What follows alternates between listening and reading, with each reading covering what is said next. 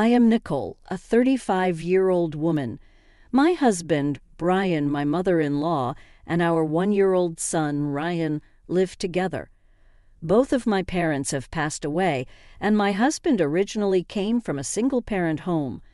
When I discovered I was pregnant right after getting married, my mother-in-law suggested that we live together. Nicole, since you don't have parents, you must be anxious about your first time with child care, right? I will help with the housework and child care. Why don't we live together? Having always longed for a family, I gratefully accepted her proposal. I used to be an office worker, but upon her advice that it's hard to work with a child, I quit my job. To an outsider, our family must seem very happy. Initially, I was thrilled at the idea of having a new family, but looking back now, it was a huge misunderstanding. Hey, why are you just lazing around at home again? You have me working while you just stay cooped up inside. You're really living the good life, aren't you? Ever since having my son, Brian often lashes out at me like this. At first, my mother-in-law was kind, but gradually she started to constantly nag. Are you still feeling like a guest here? You really are a useless daughter-in-law. It seems like I am just a nuisance to her. Indeed, I do tend to stay at home a lot. However, I began focusing on remote work when my son was around 3 months old, and I am genuinely working hard. Moreover, since I am in charge of both housework and child care, there is no reason for my husband to complain. However, it seems he has no understanding of remote work. Unfortunately, it appears my mother-in-law shares the same view. They find reasons to belittle my work. Do you know people like you are called useless? Is it called being a shut-in nowadays? Just seeing me open my laptop sets her off. If I try to work in another room, no matter where in the house I am, she quickly spots me and comes over. Are you playing with that toy again? At least make me some tea. Isn't your room cleaning finished yet? She says these things and immediately tries to put me to work. It seems I am no more than a maid to her. Although she doesn't work either, she insists that a daughter-in-law should devote herself to her family. She seemed reasonably happy when my son was born. However, it appears she has lost interest now and no longer wants to be involved with her grandson. To be honest, I don't even like children. They're always so noisy. I can't stand it. He's not cute at all, just like his mother. Despite it being her first grandchild, she heard such cruel words. Now she doesn't even bother to hold my son. If he cries, she looks annoyed and moves away, avoiding him if he approaches. While working, managing household chores, and taking care of my child, I also try to keep everyone in good spirits, keeping me constantly busy. Then one day, just as I had finished work and was preparing dinner, Brian came home unusually early. I put my son to bed and hurriedly cooked. Seeing me, Brian dramatically sighed. "Ah, you have it good, don't you? Well, I'm desperately working for this family. You're just relaxing at home, aren't you? Just cooking, cleaning, and playing with Ryan. That must be nice." His grumbling made me a bit angry. I'm not relaxing at all. I'm doing the housework and child care, and I'm working properly too. I snapped back a bit strongly. Then Brian burst out laughing and looked at me with a resigned expression. "There you go, talking about work again. You know the kind of work you can do from home is pretty limited. It's more like playing than working, isn't it? You really don't understand the real world. If everyone could earn money just by messing around on a computer, then anyone would do it." Hearing this openly mocking comment, my mother-in-law, who was drinking coffee on the side, joined in. Really, how embarrassing. The neighbors also say to me I see Nicole is always at home. It's worrisome that she stays indoors so much, isn't it? About time she started working. When she mentions the neighborhood gossips, it's probably those chatty ladies she's talking about. They're just as intrusive as my mother-in-law and love to meddle in other people's family matters. It's so annoying to run into them that I hardly get to enjoy a leisurely walk with my son. I sigh as they said whatever they wanted. Well, you say that, but my son is still young, As I started to speak, my mother-in-law quickly raised her eyebrows. "Oh, are you talking back now? Generally, doing housework and child care is a natural part of being a woman. Since you married into this family, it's only natural that you should be able to do at least that much. You're a stay-at-home mom after all." "I'm not just a stay-at-home mom, but it would be pointless to argue that here." Seeing me silent, my mother-in-law seemed to get carried away and continued. "Brian, you really chose the wrong partner for marriage. Older women just talk back too much, and to top it off, such a bad personality. I wonder what kind of upbringing her parents gave her. They must have spoiled her rotten." Feeling my face turn red with anger, I couldn't stand it when she insulted my parents too. "Don't speak ill of my parents. You never even met them." The words spilled out before I could think. Surprised by my rebuttal, both my mother-in-law and husband looked shocked. It seemed they hadn't expected me to fight back. But Brian quickly regained his composure and glared at me. "You shouldn't talk back to my mother," he shouted loudly. Not only did he, but he grabbed a ketchup bottle that was on the table and threw it at me with all his might. "Hey, what are you doing?" I couldn't dodge in time and got doused with ketchup. Moreover, I was wearing white clothes that day, so it would be difficult to remove the stains. Both my husband and my mother-in-law laughed loudly. I was stunned. I felt so miserable that tears were about to spill from my eyes. Why am I even bothering to cook for these people?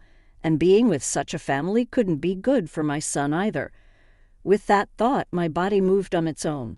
I understand. I'm leaving. My declaration didn't seem to surprise my husband or mother-in-law. "Is that so? Well then, leave right now." "Oh well, if you want to leave, please do. It will be refreshing not to have a noisy kid around." Their blatantly cruel grins left me speechless. I couldn't possibly leave my son with such people. I quickly changed clothes and quietly packed my bags, careful not to wake up my son. Even as I headed to the entrance with my few belongings, my husband and mother-in-law watched without stopping me. "I suppose there will be payments and other things to deal with, but please take care of them," I said sarcastically, but my husband looked unconcerned. "There's nothing I need from you. Enjoy your homeless lives, since you probably had nowhere to go," I thought. Unbelievable. I was truly astounded by my husband's response. He probably hadn't even considered what would happen to the house without me. "We'll see about that," I said firmly and left the house. I really had nowhere to go, but for the time being I took my son to a hotel. After a few nights, my friend Anna offered to let me stay in her place, which I gratefully accepted. Anna's house is spacious. Anna has an older daughter who attends kindergarten, and she was thrilled to see my son, exclaiming, "Baby." The whole family was very kind, and despite my sudden visit, no one showed any displeasure. Hearing about my ordeal, Anna became genuinely angry on my behalf. "What's with that husband and mother-in-law of yours? They're not family, Nicole. You can stay here as long as you like. Why don't you live with us?" Anna said it half-jokingly, trying to cheer me up. To me, her words were so comforting that they brought tears to my eyes. "Thank you. I'm happy. I'd love to live with you, but I need to settle down somewhere." I had never been so grateful for remote work. I was able to continue my job without any issues at Anna's house, and I felt more productive than before, perhaps due to being free from stress. 2 months had passed since I started staying at Anna's when I got a call on my cell phone. It was from Brian. Initially, I ignored it, but he persisted with 2, 3 calls, so I reluctantly answered. "Hello, what do you want?" "Hey, haven't you cooled off yet? Why don't you come back? Mom's waiting too." "What?" I was astonished by his sudden request, but Brian kept talking nonstop. "Mom's been taking care of the housework, but it's getting tough on her body, and she can't do it alone. Plus, I miss your cooking. Didn't Ryan miss me yet?" Despite saying they were relieved when the child was gone, now he was using Ryan as an excuse. How selfish can he be? Don't worry about that. Why don't you order delivery? I was curt and about to hang up, but Brian persisted. Please, Mom's been spending so much money that we're barely able to pay the rent. If you managed the household like before, it would be enough. Remember when you handled the finances? We kept living expenses below $1,000, right? His desperate words made me laugh. Did you really think living expenses were below $1,000? What rent, utilities, groceries, plus the money Brian and his mother wasted. All of it was from the household budget. There was no way $1,000 was enough. I was the one who had been supporting the household's economy, unaware of such details. Brian pressed on. Come on, you must be struggling without a place to live, right? I'll let you come back under my roof. I forgive you, so come back home. Being told I was forgiven was absurd, as if I needed his forgiveness. But then I remembered something I had left unknown. I spoke to my husband. How about we meet and have a talk? How about at the cafe in front of the station next Saturday at 1:00 p.m.? Brian jumped at my suggestion. Really? Of course I'll be there. See you then, he said excitedly and hung up before I could reply. A week later, I left my son with a worried Anna and went to the cafe. When I entered the cafe, Brian, who seemed to have been waiting eagerly, greeted me. Oh, there you are. This way, this way. His voice was cheerful, but he looked somewhat haggard. His clothes were wrinkled and unkempt. Next to my husband, for some reason, my mother-in-law, who wasn't invited, was sitting there smugly, making people wait. What an unpleasant person. If it weren't for Brian wanting to see you, I would have been fine without you. She was as venomous as ever. However, it seemed like Brian, perhaps intending to appease me today, tried to calm his mother. No, Mom. Nickel has been reflecting. He patted her shoulder and then turned back to me. Nickel, it's been tough for both Mom and me since you left. We really need your help. I don't want Ryan to feel lonely either. It's okay if you come back. Brian spoke as if he were genuinely kind. Inside, I was laughing, but I managed to keep a straight face, nodding along with my mother-in-law and Brian. In front of them, I silently presented a piece of paper. They both looked down at it and fell silent for a moment. Hey, what kind of joke is this?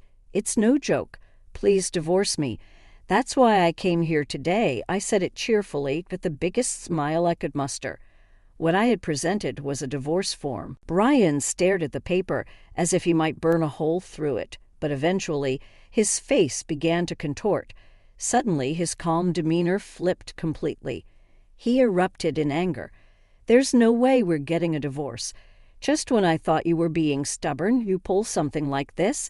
His fury was intense. My mother-in-law, shocked, covered her mouth with her hand, but soon returned to her usual mocking tone. Nickel, what is this supposed to mean?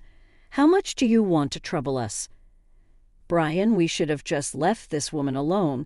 Despite her words, Brian's anger didn't subside. It grew, and he shouted, spitting as he spoke, Do you have any idea how worried I was when you left? You can't even manage without me, and you pulled this stunt.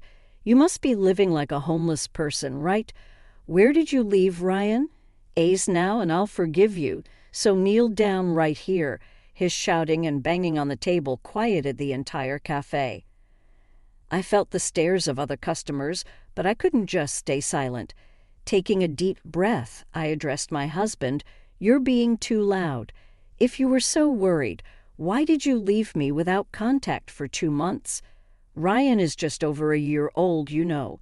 Trying to calm him had no effect as his verbal abuse continued. You filthy homeless person, acting all high and mighty as if you know the world. It was going nowhere. I sighed and placed another document on the table. Here, take a look at this. His yelling stopped abruptly when I handed it over. The cover of the document read, Investigation Results. Excuse me, but I did a little digging, Brian. It seems you've been getting quite cozy with a young woman, haven't you? As I spoke, his face drained of color. I had suspected when I left the house that there was another woman involved with my husband. I had hired a detective just in case, and the results were as expected. Brian had been giving me living expenses, but of course they fluctuated month by month. Initially, he managed to provide $1,000, but then it dropped to $800, $600, and even $200 some months.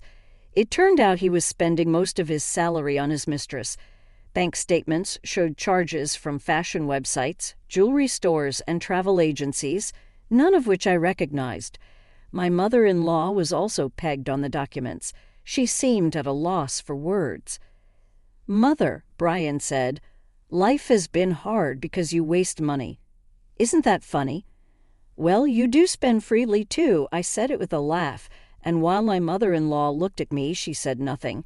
She probably knew it was true. Brian, trembling, held the documents and suddenly spoke in a much softer voice. "I'm sorry. I'll break it off with her. So can you forgive me? You'd be struggling to live without me, wouldn't you?" His bravado was gone, and he looked up at me pleadingly. I felt frustrated by his sudden change of attitude.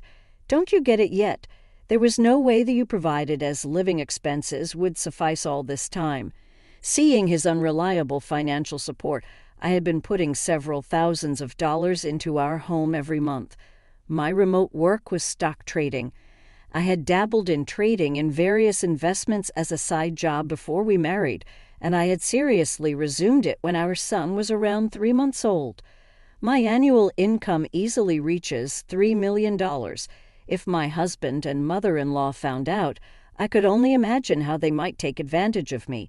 I've kept this a secret with all my might as I've been the undeniable supporter of our lifestyle.